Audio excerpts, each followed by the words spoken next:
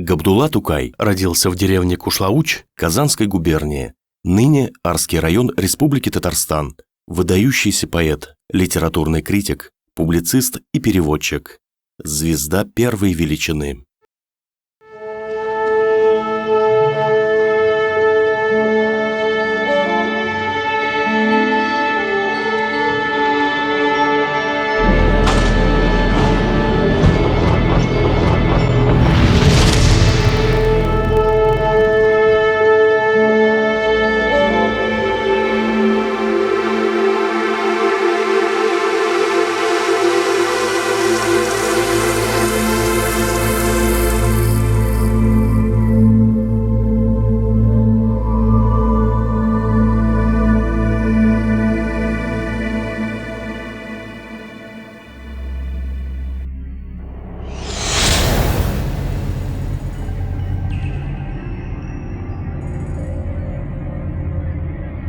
Темное время, беспросветное, жизнь как в тумане.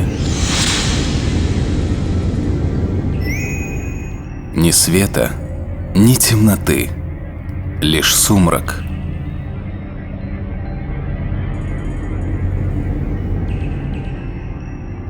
Нет ни движений, ни звуков. Серость, холодная, неистребимая. Гасящая надежду, жгущая душу, рвущая слезы из глаз серость.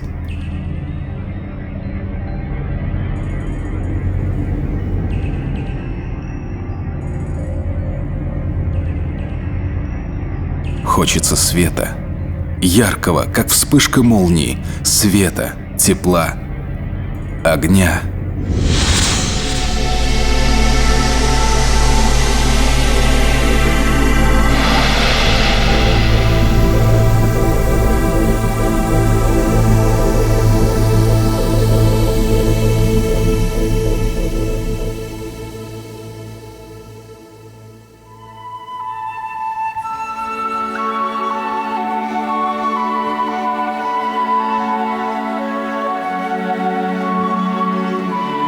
Тишина.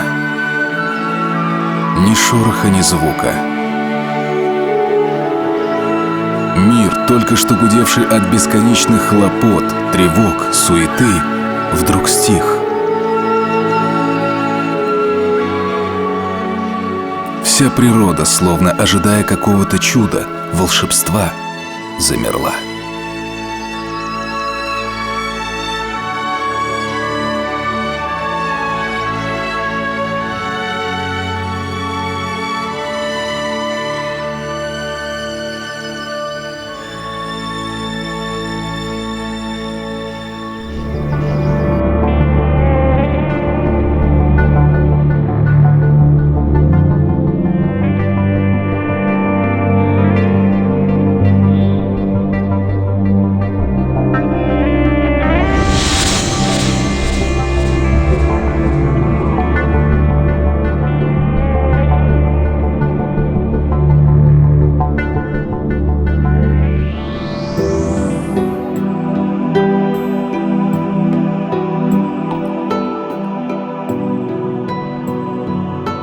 Миру подал голос младенец, продолжатель всего живого.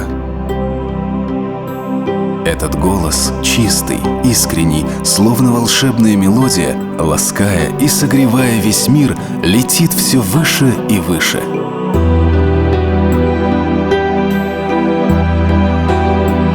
Этот звук оживил всю природу. Радуясь появлению нового человека на земле, улыбается, сияет солнце. Словно стройный хор поют птицы. Родился младенец.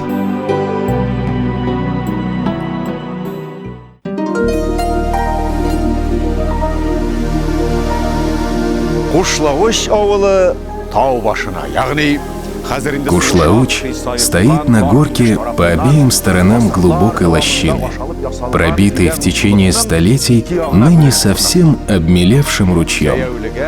Взору путника, едущего на лошади или в машине, деревня открывается лишь за 2-3 версты. Но вот, будто вырастая из земли, показывается полумесяц на минарете.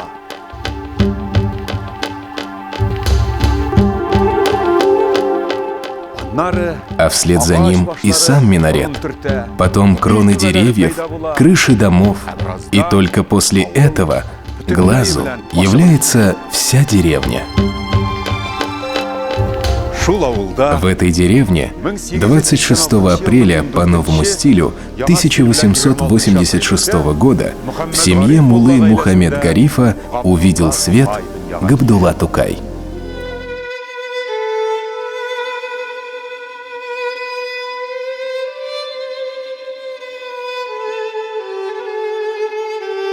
Ребенок, маленький человек, завернутый в пеленки, лежащий в люльке, широко раскрыв глаза, смотрит на этот мир. Такой огромный и совсем крохотный. Люлька, стены родного дома, руки матери и отца. Пройдет время, мир станет больше, намного больше. В нем найдется место не только для радости, но и для грусти, трудностей, горя. Кем он станет в этом мире? Ну, не надо предсказаний. Это все будет потом, быть может. А пока не торопись время, не беги вперед.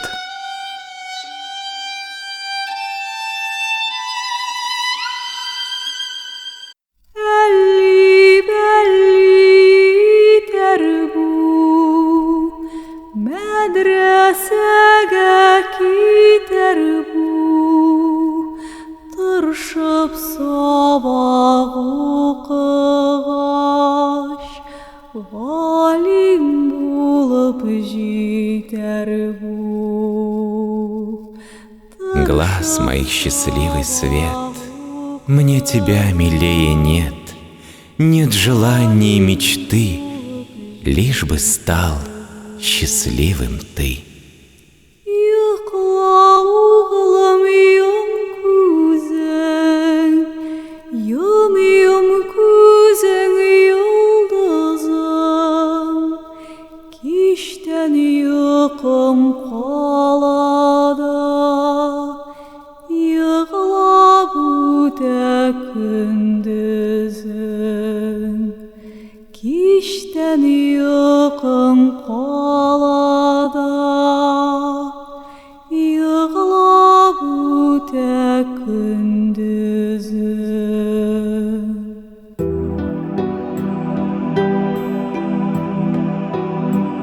Колыбельная. Первая песня, которую слышит дитя. Первая песня на родном языке. Под эту ласковую мелодию, чувствуя стук материнского сердца, так сладко засыпает младенец.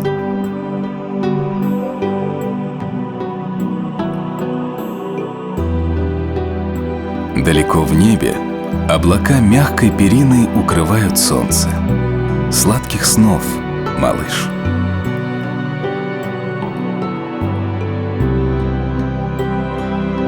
Вторя колыбельной подхватывает мелодию соловей. Подхватывает, ведет все громче, все заливистей, и лишь ветер в ветвях шепчет птахе: тише, ребенок спит. Ребенок спит.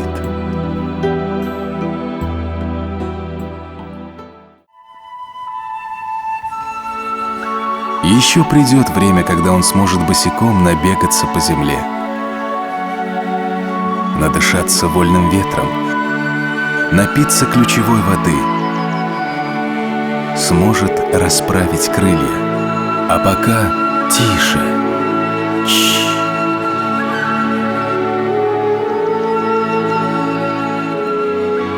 Время течет. Течет, как вода. И так незаметно проходят дни, месяцы, годы. А малыш-то как вырос. Вырос не похожим на сверстников. Вот он только что играл с друзьями и вдруг замер, улыбаясь, услышав что-то в шелесте ветра, увидев в неспешном пути облаков что-то, ведомое только ему. Жаль только, что счастье не вечно.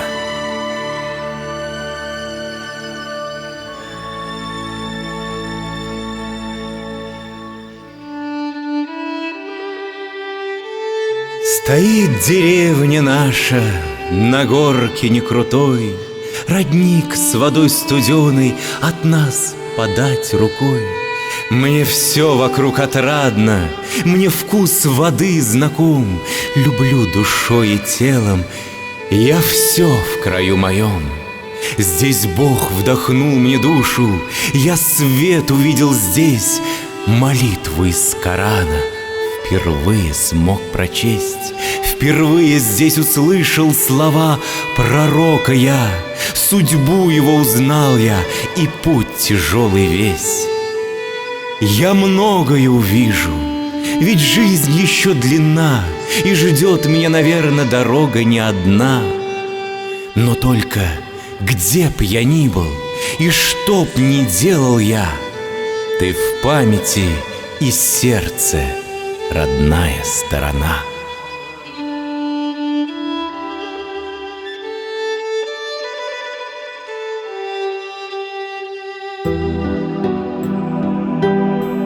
Не бойся, малыш. Люди не бросят тебя. Даже если судьба предаст, то люди не бросят. Не падай духом.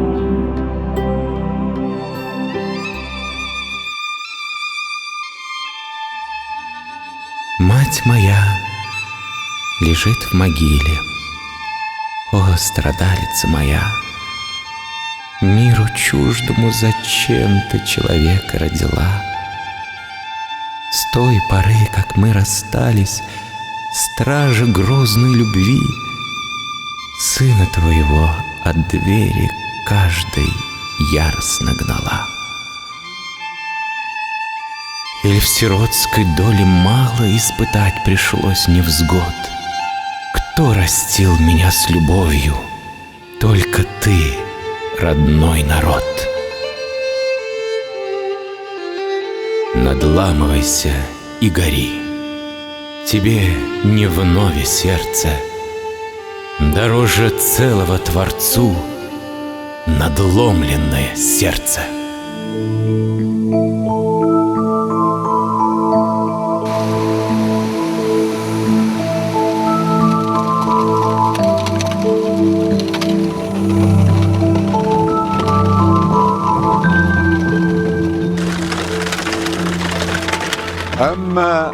Однако новой семье не было суждено долголетие. В деревенской метрической книге за 1886 год можно прочесть следующую запись. Мухаммед Гариф, сын Мухаммед Галима, скончался 29 числа августа в возрасте 44 лет. 4,5 месяцев от роду Габдулла остался сиротой. Затем смерть матери и деда превратили его жизнь в сплошное скитание.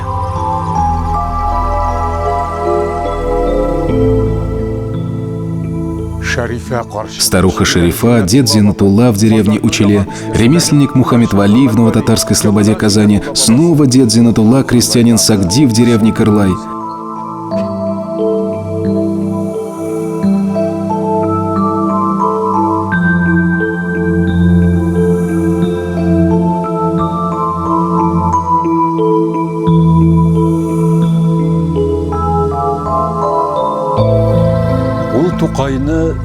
Сагди же по-настоящему как собственного сына любил Габдуллу. Даже его жена Зухра, хотя иногда была сурова, мальчика все же любила. Эти бесхитростные, добродушные люди навсегда заняли в сердце Тукая место дорогих и любящих родителей.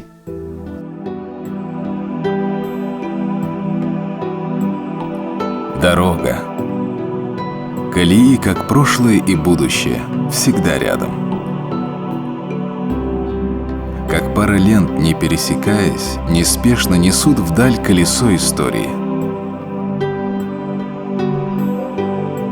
Высохнут весенние ручейки, высохнут слезы на лице. Серую грусть осени сменит чистое серебро зимы.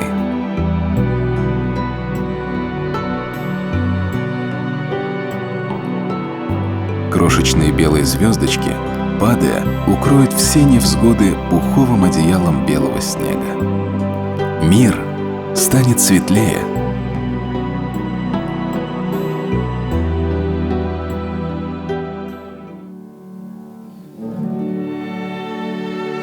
Книги, хранители мудрости, мудрости древних веков. Уже прошло то время, когда впервые перешагнул порог медресе юный Тукай, желая наполнить светом просвещения свое сердце и душу, жаждущую знаний. И открылись ему двери. Двери в новый мир. Мир знаний.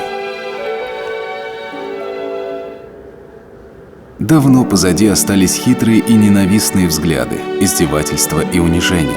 Сейчас Габдулла – примерный шакирт, уважаемый одноклассниками и учителями за способности и старания, за прилежность и музыкальную одаренность.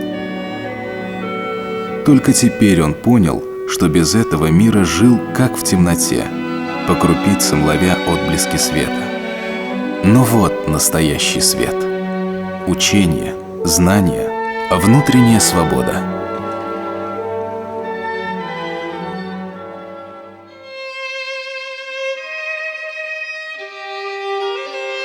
Величаво и спокойно разгорается заря, а ленивый белый месяц грустно скрылся за поля. Чтоб на радостную землю поглядеть издалека, словно лебеди застыли в синем небе облака. Что поэт прекрасней в мире, чем прозрачная заря? В эту пору вдохновения не теряй мгновенья зря.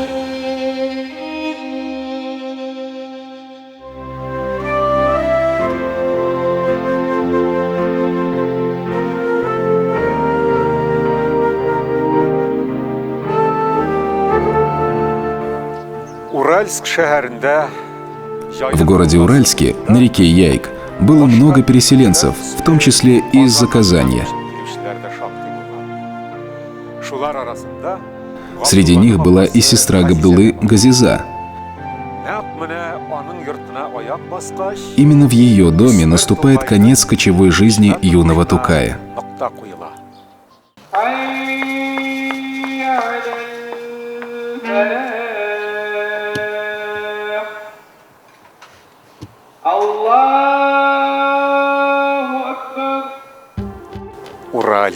Уральск. Старое название Яик. Сразу же по приезду мальчика определяют в медресе Мутагия. Он стремился к учению всей душой. Иногда, чтобы не опоздать на урок, даже уходил из дома без завтрака, вспоминает Газиза-младшая.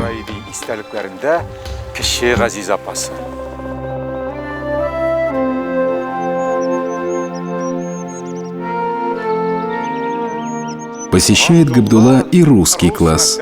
Уже на первом году обучения юный Тукай стал приносить домой книги. В них Габдулла впервые увидел стихи русских поэтов и впервые прочел их вслух.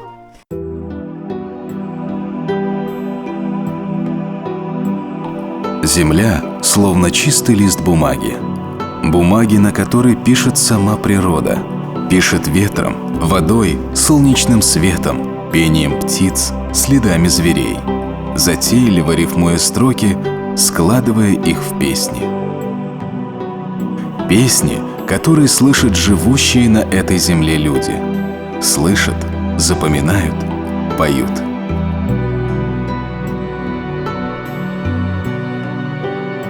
Все в этом мире стихи. И радости, и слезы твои, родной край, и вера — все это стихи.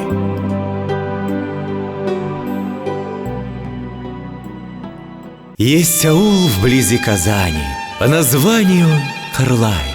Даже куры в том Кырлае петь умеют. Дивный край, Хоть я родом не оттуда, но любовь к нему хранил. На земле его работал, сеял, жал и боронил. Эта сторона лесная вечно в памяти жива. Бархатистым одеялом расстилается трава. Он слывет большим аулом, нет, напротив, невелик.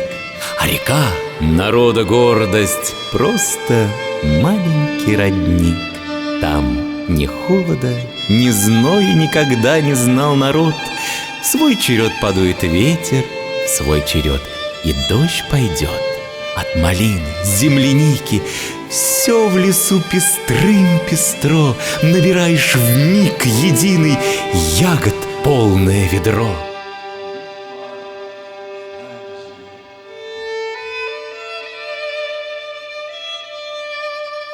Хоть юнцом с тобой расстался, преданный иной судьбе, за Казанье, видишь, снова возвратился я к тебе. Эти земли луговые, чувства издали маня, память мучая вернули на родной простор меня. Пусть несчастным сиротою в этом я возрос краю, пусть томили униженье юность горькую мою, времена те миновали, птицы улетели прочь, дни былые вспоминаю, как с дурными снами ночь. Хоть твои хлестали волны, не пошел мой челн на дно, хоть твое палило пламя, не сожгло меня оно. И поэтому я понял, край мой, истину одну, что душа равно приемлет и огонь твой, и волну. Я постиг, что все священно, и Авин твой ручей, и гумно твое, и степи, и дороги средь полей, и весна твоя, и осень, лето знойная, зима, белые чулки да лапти, да анучи да сума, и овчарки, и бараны, вся родная сторона. Любо мне и то, что плохо, даже то, чем ты бедна.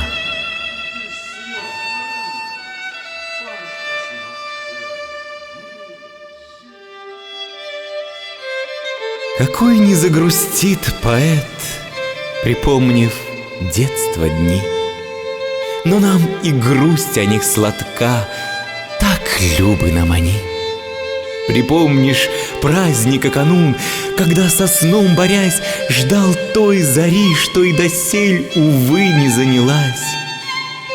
Убавь года, мой Господь, прошу я, наконец, кто мне поможет, если ты откажешься, Творец? Чтоб в праздник показалось мне, что я дитя опять, вновь беззаботный я могу смеяться и скакать.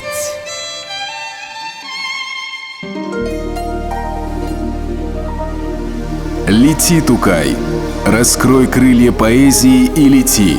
Возьми перо, перед тобой белый лист. Лети, поэт, лети к своим мечтам.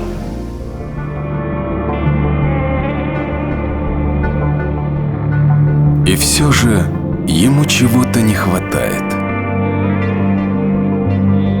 Душа стонет. Она мечется, трепещет, словно ей тесно в груди. Хочется ей, словно полноводной реке, разлиться по берегам, стать чистым полноводным потоком, свободным, безграничным.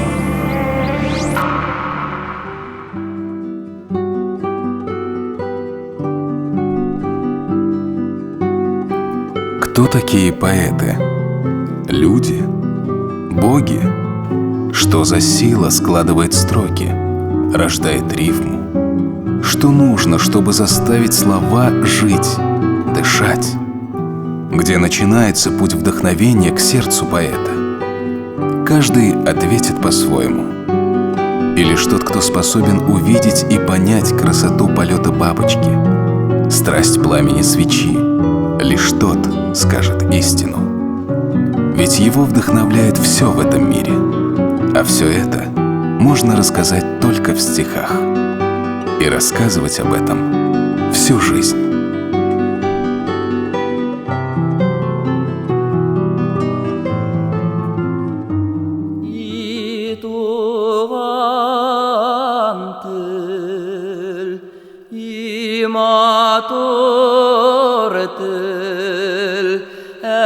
kemen kemenin tilim dünyada köp nerse bildim seni tuğan til arqılı. Родной язык, святой язык, отца и матерь язык. Как ты прекрасен, целый мир в твоем богатстве я постиг.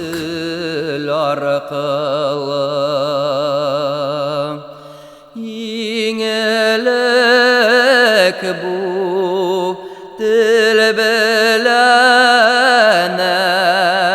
kem bişekte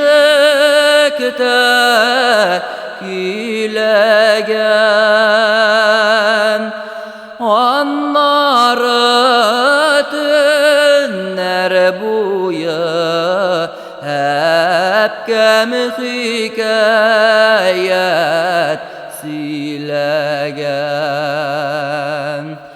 onları tünler buyu hep kem hikayet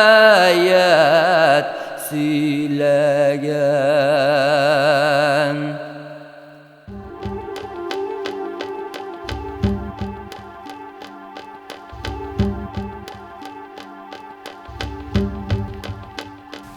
Тукайның рус, түрік, Известно, что Тукай был знаком с поэзией русской, турецкой и в какой-то мере арабской и иранской. әр халықның шиғрияты өзіне генә хас кануннарга буйсынып үсә.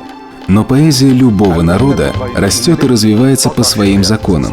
И Тукая в первую очередь привлекала поэзия татарская. Но для того, чтобы взять в руки перо, самому писать стихи, нужен был какой-то пример. Им стал Мирхайдар Чулпаный. Они вместе ходят на берег реки, гуляют в парке. Мирхайдар хорошо знает арус, классическую арабско-персидскую систему стихосложения. Габдулла с удивлением отмечает, что Мирхайдар — обыкновенный человек. Почему бы в таком случае Габдулле самому не стать поэтом? И все же решающую роль в судьбе Тукая сыграл Камиль Мутыгай Тухватуллин. Именно он создает в медресе литературный кружок, в котором шакирды начинают выпускать стенную газету и рукописный журнал «Магариф». Отсюда и начинается путь поэта Габдуллы Тукая. В 1905 году Камиль Мутыгай покупает типографию, и Габдулла поступает к нему наборщиком. Позднее он становится и корректором, и выпускающим редактором, переводит стихи русских классиков, издает свои. Казань. Вдохновенная Казань. Духовный центр, который столько лет манил поэта в его снах. Пробуждал в его душе большие надежды. Город, овеянный воспоминаниями детства. Вдруг ушей моих коснулся голос звонкий, молодой. «Эй, Шакирт, вставай скорее! Вот Казань перед тобой!» Вздрогнул я, услышав это, и на сердце веселей. «Ну, айда быстрее, кучер, погоняй своих коней!» Слышу я, призыв к намазу будет утреннюю рань. О, Казань, ты грусть и бодрость, светозарная Казань!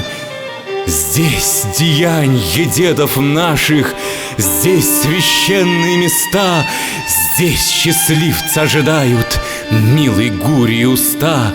Здесь науки, здесь искусство, просвещение очаг. Здесь живет моя подруга, райский свет в ее очах.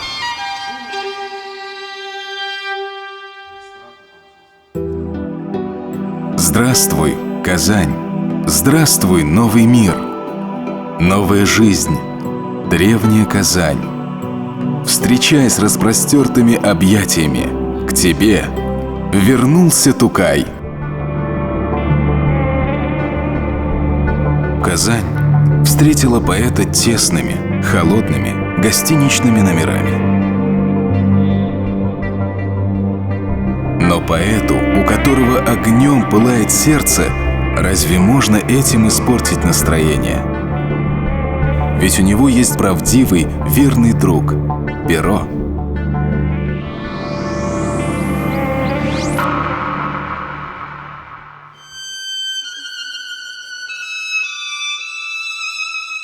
О, перо, пусть горе сгинет, светом радости свети. Помоги, пойдем с тобою, мы по верному пути.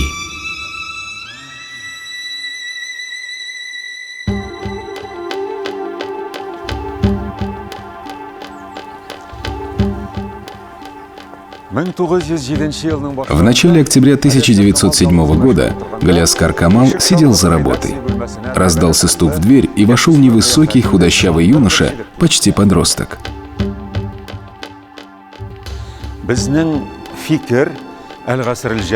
Вы получали наши газеты? Фикер, Буклар. Вы из Уральска? Да. Может, и Габдуллу Тукая знаете?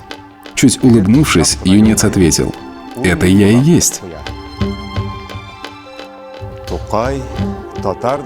Так Тукай познакомился с татарским драматургом Галяскаром Камалом. Начинается казанский наиболее плодотворный период в жизни Тукая, составляющий около 5,5 лет служения своему народу, своей родине. Не проходит и 2 лет, как Тукай становится одним из 3 татарских писателей, получавших самые большие гонорары. Его книги издаются одна за другой.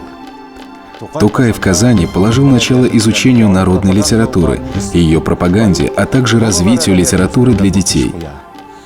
Он полной пригоршней черпает вдохновение из родных песен и языка, где богатство народной души отразилось наиболее ярко.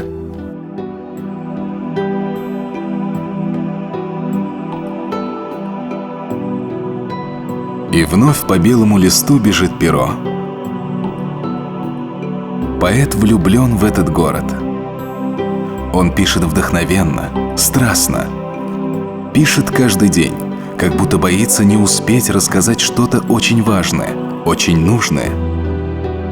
Все написанное печатается в поэтических сборниках, передается от сердца к сердцу. Новый виток жизни. Серый, унылый город был для него городом хрустальной чистоты, оазисом в пустыне. Нельзя было не влюбиться в этот город. Тем более, что и город платил ему взаимностью, даря самое прекрасное, что может быть в жизни человека. Друзей, любовь, радость творчества.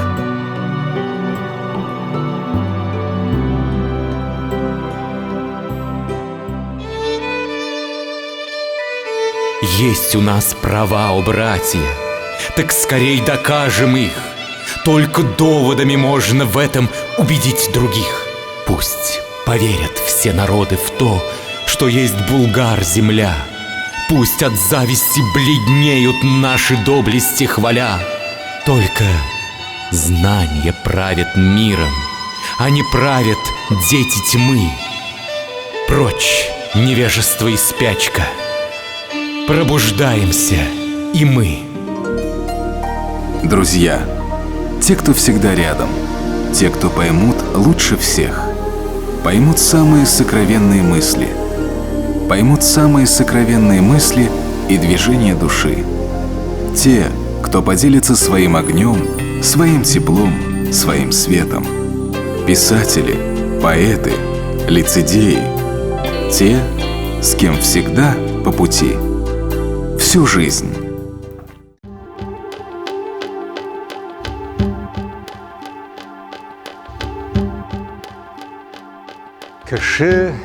Тукай трудно сходится с людьми.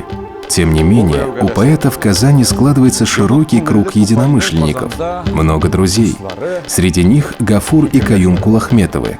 актеры театра «Саяр», Сафа Ахунбаязитов и другие. Но в духовном развитии поэта особую роль сыграл его ближайший друг Фатых Амирхан. Именно в газете Фатыха Амирхана «Эль-Ислах» начинает работать Тукай, окончательно решив поселиться в Казани. Это и положило начало дружбе молодых писателей. Не прошло и полугода, как Тукай, который так не любил рассказывать о себе, начинает делиться своими мыслями и чувствами. Неожиданно раскрывается перед новым другом. Не показывая внешне личных симпатий, они говорят лишь о деле.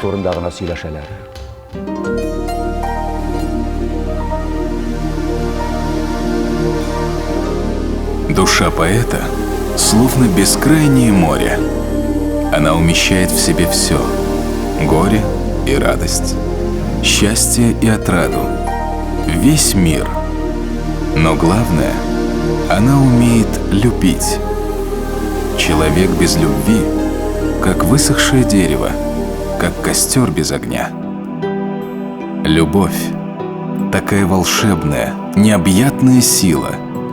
Лишь в ее власти и сделать человека счастливым, и полностью лишить его счастья.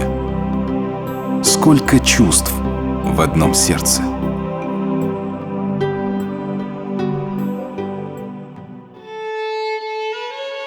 Не бывать цветам и травам, если дождик не пойдет. Что ж поэту делать, если вдохновенье не придет? Всем известно, что знакомы с этой истиной простой Байрон, Лермонтов и Пушкин вдохновлялись красотой. От зубов твоих слепящих я стихи свои зажег. Разве жемчугу морскому уступает жемчуг строк? Ведь пока не искромсает сердце нам любви клинок, что такое наше сердце? Просто мускулов комок. Всех сородичей поэтов я оставлю позади, бич любви свести нещадно, и вперед меня веди.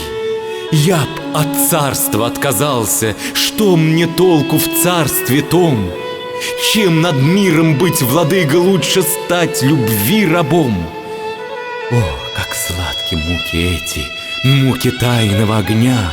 Есть ли кто-нибудь на свете, понимающий меня? Нет, со мной из всех влюбленных не сравнится ни один. Я люблю 100 крат сильнее, чем Фархат любил Ширин.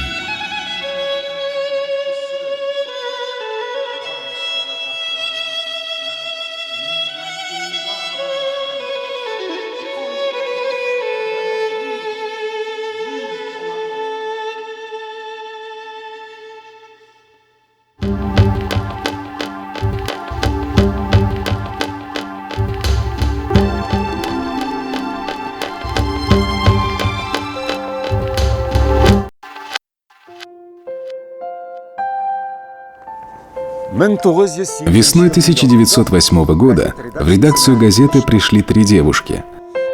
Одна из них, Зайтуна Мавлюдова, вошла в комнату первой.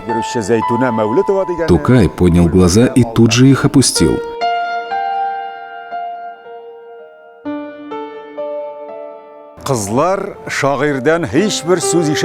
Не дождавшись от него ни слова, девушки ушли. После этого посещения друзья заметили перемену в Тукае. Однажды в трамвае он заметил идущую по улице Зайтуну. Тукай поклонился и залился при этом младенческим румянцем. Прошло несколько дней, и в печати появилось стихотворение. В посвящении лишь последний слог имени Зайтунне. Подпись Шурале. Тукай пишет Амирхану: «Как еж прячется в своей иголке, так и я. Стоит что-нибудь написать про любовь, укрываюсь за ложной подписью». Возникшее чувство прячется в стихах за шутливой иронией. Однако свою невысказанную любовь поэт пронес через всю свою жизнь, признаваясь в своем чувстве лишь на бумаге.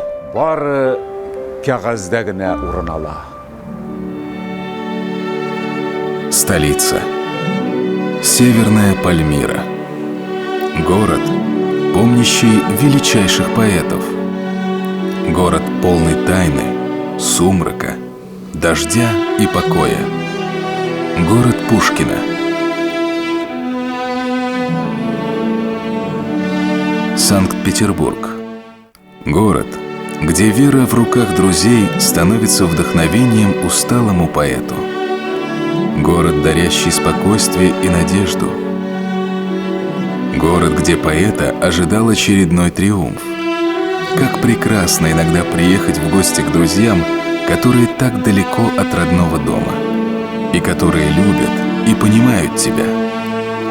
Привести запах родного края, вольные слова родного языка. Нам предлагают подлецы, мы слышим черный их совет. К султану вы должны уйти, а здесь для вас свободы нет. Или мы безумцы, чтоб самим идти нам в огненную пасть? Не видим смысла из огня да прямо в полымя попасть. Здесь родились мы, здесь росли, ведь здесь мы встретим смертный час. Вот с этой вечной землей сама судьба связала нас.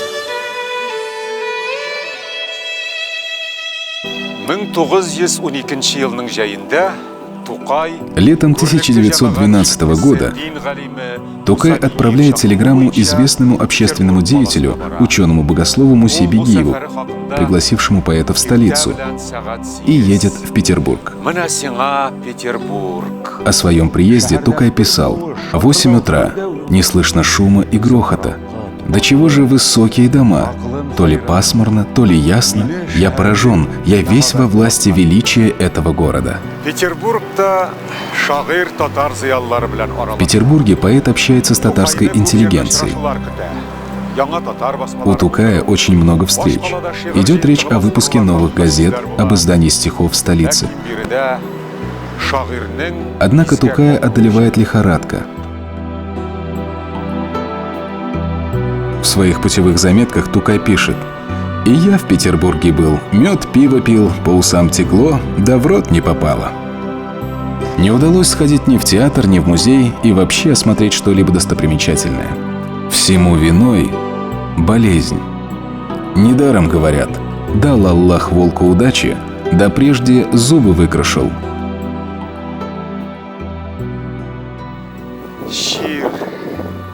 Болезнь.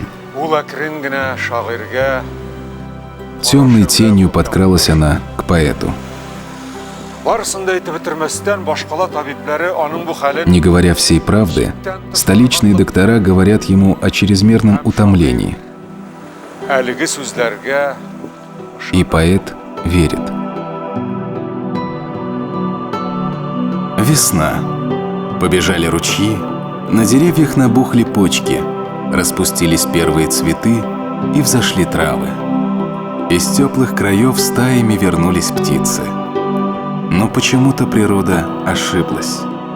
Останавливая весну, на земле наступила осень.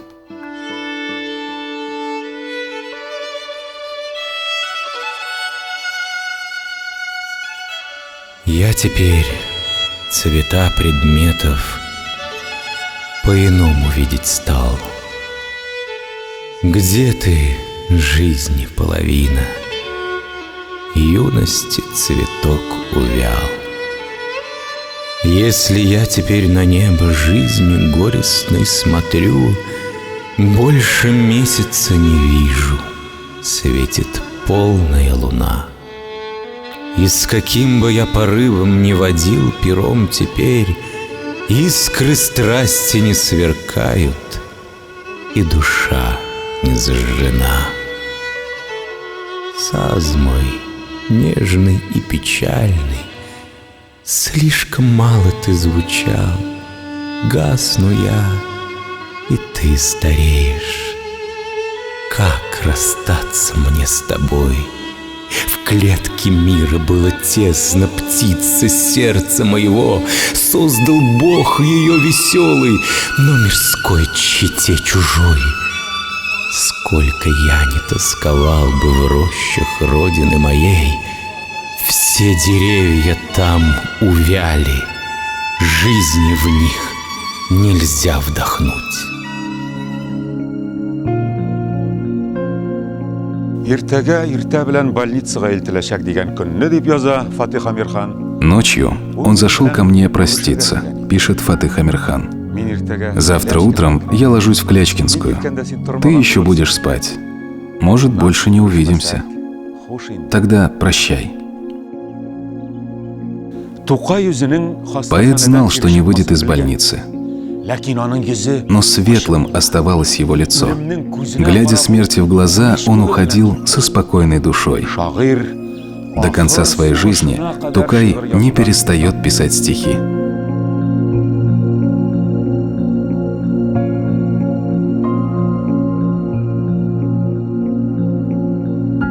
«15 апреля сердце великого поэта перестало биться». Поэт умер. Прощайте, друзья. До встречи. Но нет, не надо так быстро встречаться. Живите подольше. Душа Тукая звездой вознеслась в небеса. Что сделаешь? Так устроен мир. Душа поэта — пламенный костер. Разница лишь в одном. Костер гаснет, а вдохновленное сердце искрой вспыхнет в тысячах тысяч сердец. Сердец тех, для кого он творил, ради кого жил, о ком мечтал. Поэт уходит, но его стихи никогда. Я устремляюсь в высоту, в безмерность, в бесконечность, к бессмертной, вечной красоте, в сияющую вечность.